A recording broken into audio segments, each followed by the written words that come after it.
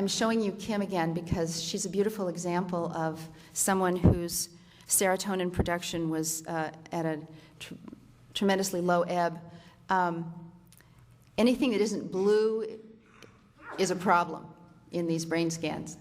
And this arching problem here with white and red, that's the cingulate. That's this extraordinary archway within the brain that produces the majority of the serotonin in the brain.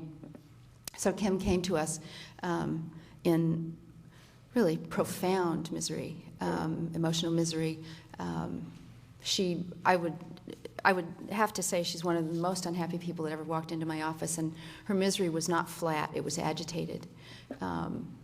She couldn't rest, but she did lie around all the time eating chocolate. Gave her just a little lift of serotonin, as sweets and carbs can do, but it never lasted more than a few minutes. She was compulsive in ways that tormented her, that she had no control over, although she's a brilliant and beautiful person. She'd been in long-term psychotherapy. And like 2,000 or 3,000 people that we've worked with at our clinic, she had already tried so many SSRIs. You know, she was the antidepressant queen and had gotten very little benefit.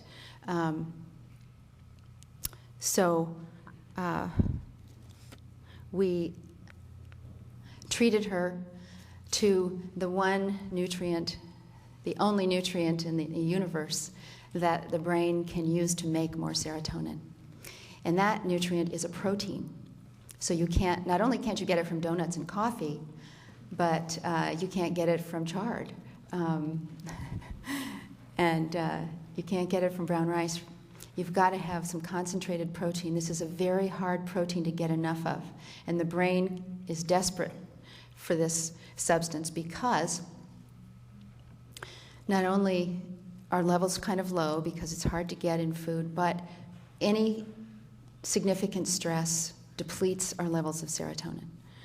So we're always getting depleted, we always need more, and we're not getting more. This is the beauty of nutrient supplementation, and when I say beauty, I mean beauty in the sense of relief from the negative symptoms in 10 minutes.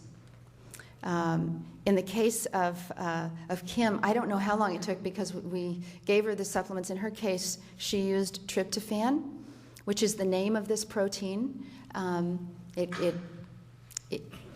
Although there's less tryptophan than any of the other 22 or 21 amino acids in high-protein food like egg, fish, chicken, beef, etc.,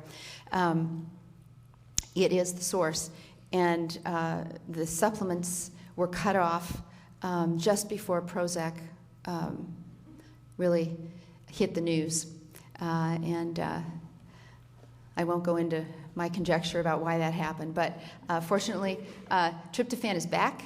It's in stores, health food stores all over the Bay Area. And if you don't do well with tryptophan, there's another form of tryptophan called 5-HTP, which stands for 5-hydroxytryptophan, which can also turn on all of the lights in 10 minutes. With Kim, I didn't know for a couple of weeks because she didn't come back in after she'd started taking the tryptophan and some other nutrients that we gave her. But in the case of building up her serotonin levels, she had all of the negative symptoms. But when she came back in, I walked out. I was actually dreading seeing her because I thought it was going to take us months to help her. And I walked out into the waiting area, and there was a woman who had her back to me. And she was very serenely looking out at the trees outside the window, and I thought, oh, she's not here yet. And then I looked more carefully, and I saw it was Kim. And she turned around, and she was just as serene when she faced me as when she was looking out the window. And because she was able to heal her brain in this way and build up her serotonin levels so effectively, she agreed to be on this NBC special, and they showed her running with her dog and making jewelry and really appreciating her husband again.